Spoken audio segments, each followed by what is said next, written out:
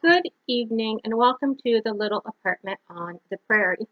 I apologize again that this picture is so bad. My laptop that I normally use, not that the pictures are great on that, but they're better than on this. Uh, they're putting a new fan in it for me, and hopefully it will be back in about 2 days. They had to order the part, and so it's taking a while, and it's driving me crazy. I had this old laptop that's really good for like looking at Facebook and maybe sending emails, but that's about it. But that's what I've got right now. I wanted to do a quick video and talk about my altar. If you're not interested in spiritual stuff or it's not your thing or whatever, that's fine. Feel free to skip this video.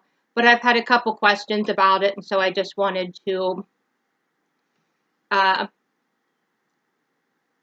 talk about it a little more. I've talked about it before. Some people have asked me what exactly is an altar, and so I looked up the word in the dictionary.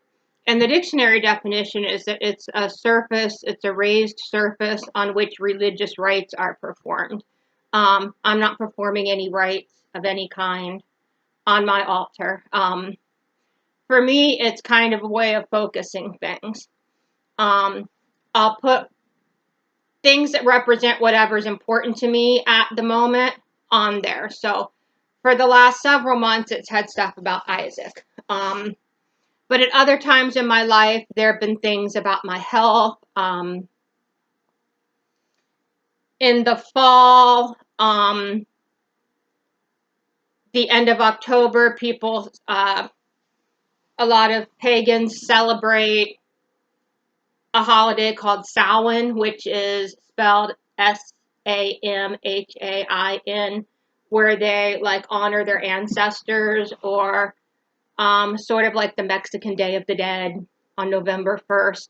And so I might put things that represent my grandparents or friends I've had that have passed away at that time of year.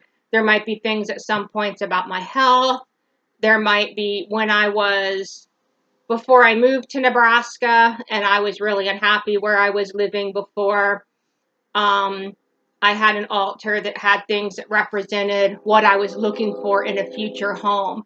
So for me, it's a way of just kind of focusing my thoughts and my emotions and my intentions, and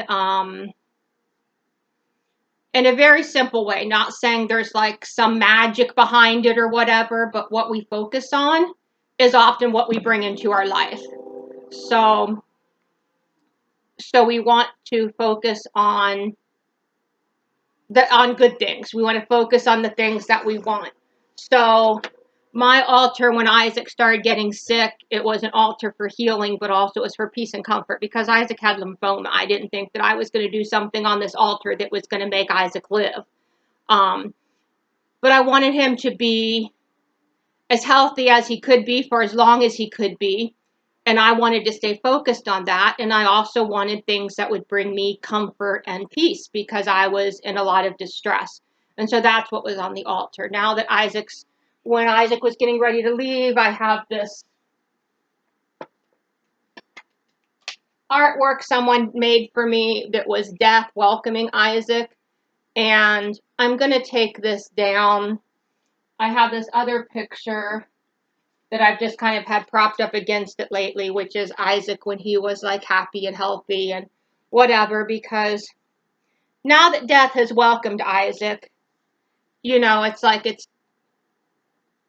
um I don't want to dwell on the fact that he's gone. I want to dwell on the really happy memories.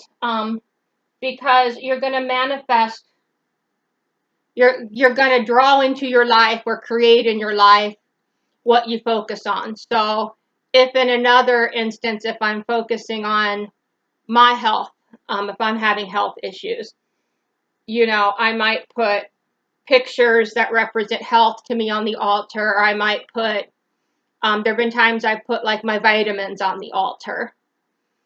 And it's just a way of reminding myself, let's focus on being healthy, and that we can bring to ourselves what we think about the most.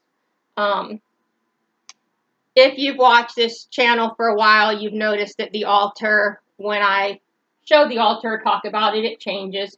There's different things on it right now. This is a little bit of a funny story. I have 3 urns on it. I've got this small urn, I've got this larger urn, and then I've got yet another large urn.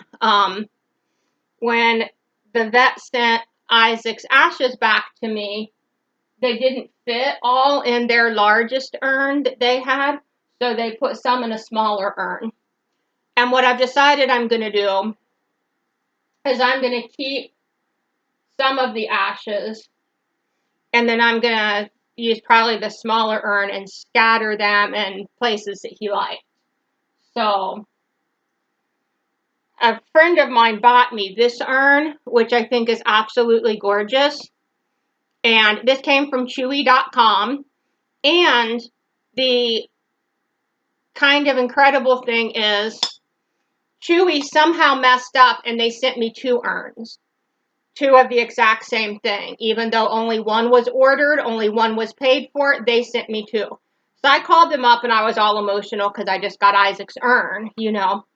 And they were so nice on the phone and said they didn't know how the mistake happened, but it was their mistake.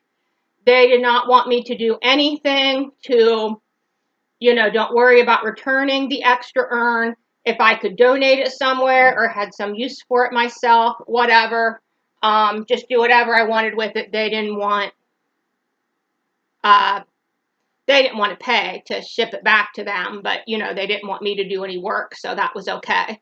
I was afraid they were going to want me to like drive it to FedEx or something, and there's no FedEx office near me, and I was going to be in a bad mood, but they were really nice and really friendly, and so they just gave me this extra urn, which was just like this one, which is supposed to be suitable for a dog who weighs up to 100 pounds, but if Isaac didn't all fit in this urn from the vet, which is about the same size, I'm not sure it's really big enough for a dog that's 100 pounds.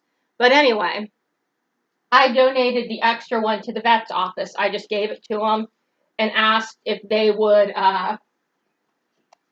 you know, give it to someone who needs it. And they were happy to have it, and it's a really nice urn. So anyway, I haven't put Isaac's ashes in there yet. I haven't done anything with his ashes. That's like an emotional thing. But anyway, that's why there's 3 urns on my altar right now. So that's what an altar is. That's why I have one. I know some people have it specifically, like maybe if you're Buddhist, you have an altar and you meditate in front of it and it helps you focus. If you're Catholic, maybe you have an altar in your home and you kind of use it to focus when you pray. People use it kind of for different ways. And some people don't call it an altar, but some people have, you know, a shelf or a mantle or a little table in their hallway, or they have something where they put important things, and it's a little bit like an altar even if they wouldn't call it that. So anyway, I guess that's all I have to say about that. If people have any other questions, please ask me. Otherwise, give this video a thumbs up, subscribe if you haven't, and I hope everybody has a great day. One other thing, several people have asked me for contact information. I'm going to put that down in the description, so you'll have that information if you need it. Everybody stay safe out there.